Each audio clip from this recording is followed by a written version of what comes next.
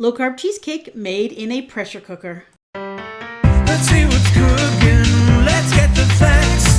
Let's see what's cooking. It's time for yoyomax12.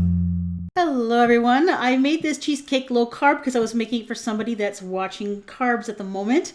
If you want to make a regular crust, it's a cup of graham cracker crumbs mixed with 2 tablespoons of melted butter.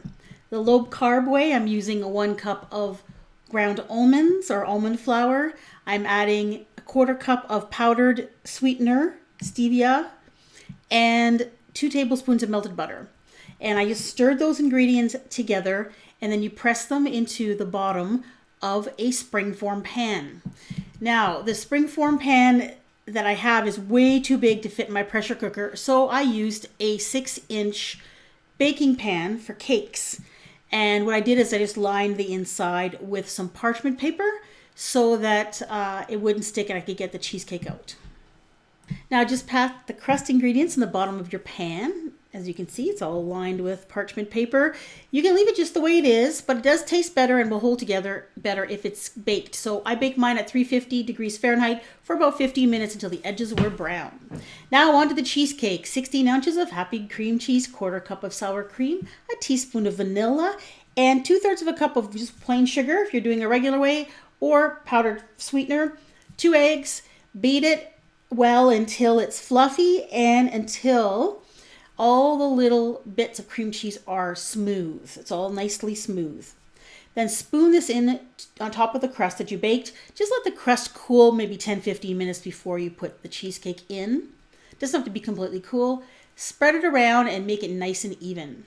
Cover your pan with aluminum foil and just make sure you have a nice seal on the edges because you don't want any water getting into your cheesecake while it's cooking. Now I made a little aluminum foil strap here just so it's easier to get the cheesecake in and out of the pressure cooker. And add 1 cup of water to the bottom of your pressure cooker. And then you're going to put in a trivet. This is the steaming trivet that comes with it. If you don't have one, you can just put something in the bottom to make sure that your pan is above the water level. You could use lids from canning jars if you wanted to. And then I hit the bake function on my Cosori pressure cooker. Then I adjusted the time to 35 minutes. And then I pressed on. And then after it was done, the cooking time, I let it release pressure naturally for 10 minutes before removing it from the pressure cooker. And here it is just after it finished cooking. And it puffs up a little bit.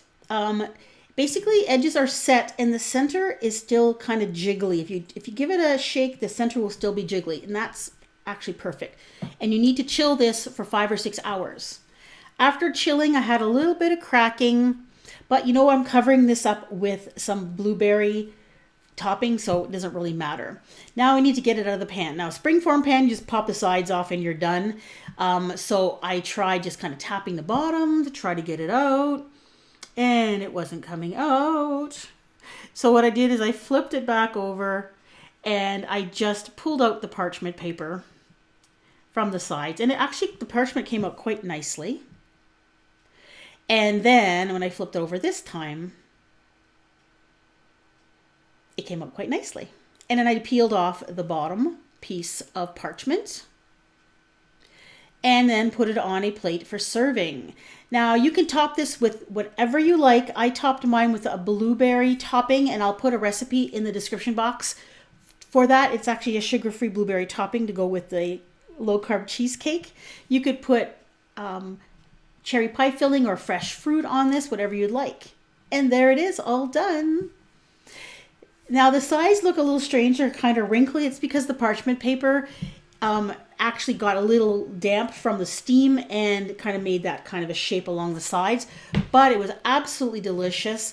A really nice kind of New York style cheesecake. Creamy and delicious, and that blueberry topping is to die for. You got to try it. And when you put the topping on top, you don't see the cracking, so it doesn't matter. So I hope you give this one a try. I do have an entire playlist where I put my pressure cooker recipes on it. You can click on your screen to see this now. And I also have a playlist of cheesecakes, and I'll put that in the description box below the video. Thanks for watching. Bye-bye.